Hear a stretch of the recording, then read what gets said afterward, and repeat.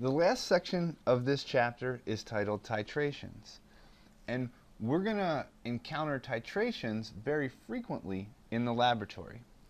So a laboratory technique used to determine the concentration of a particular solute is called a titration.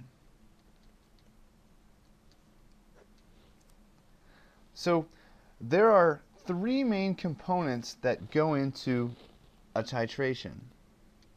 The first is something called a standard solution. And a standard solution is a reagent of known concentration. The second main component of a titration is a solution of unknown concentration.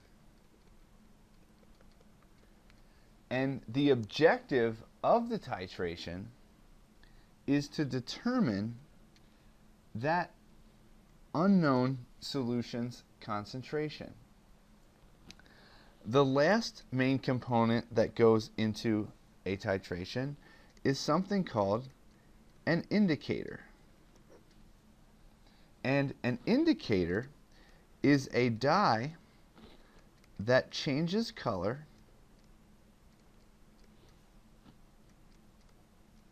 when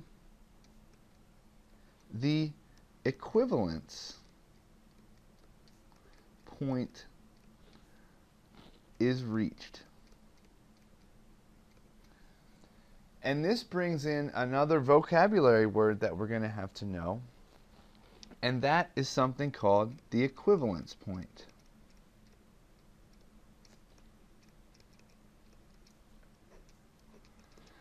And an equivalence point is defined as the point at which the moles of solute equal the moles of solvent. One of the most common titrations is an acid-base titration. And in an acid-base titration, at the equivalence point, the moles of acid are going to equal the moles of base.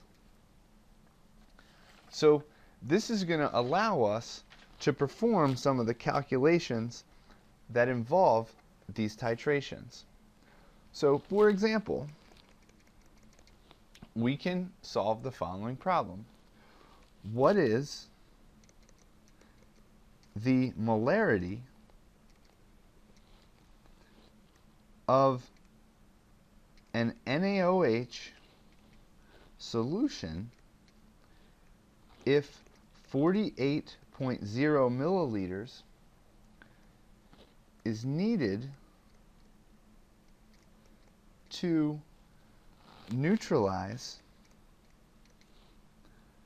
35.0 milliliters of 0.144 molar H2SO4.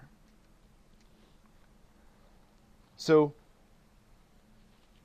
we can use our solution stoichiometry to determine this particular calculation, and we're going to need to write out our balanced chemical equation. We have H2SO4, and we're going to add that to sodium hydroxide, or NaOH. This is going to give us the products of Na2SO4 plus water. In this particular case, we need to balance out all our components. We have 2 sodiums on the right, so we need 2 over here on the left. And by doing so, we're going to need to put a 2 in front of the water to balance out all of these components. So the first thing that we're going to have to do is we're going to have to calculate the moles of H2SO4 that's required to reach the endpoint of this titration. So if we have 0.144 moles of H2SO4 per liter, which is our concentration, times the volume, which is 0.0350 liters, our liters cancel out, and that gives us 0.00504 moles of H2SO4. We know from our balanced chemical reaction here that for every 1 mole of H2SO4, we have 2 moles of NaOH. And that comes from properly balancing the coefficients of our chemical equation. This is going to give us 0.01008 moles of NaOH. In order to get the concentration of our sodium hydroxide, we need to divide it by the volume of our sodium hydroxide solution. And in this case, it's we're given 48.0 milliliters, or 0.0480 liters. If we do the math for this particular calculation, we get 0.210 molar NaOH.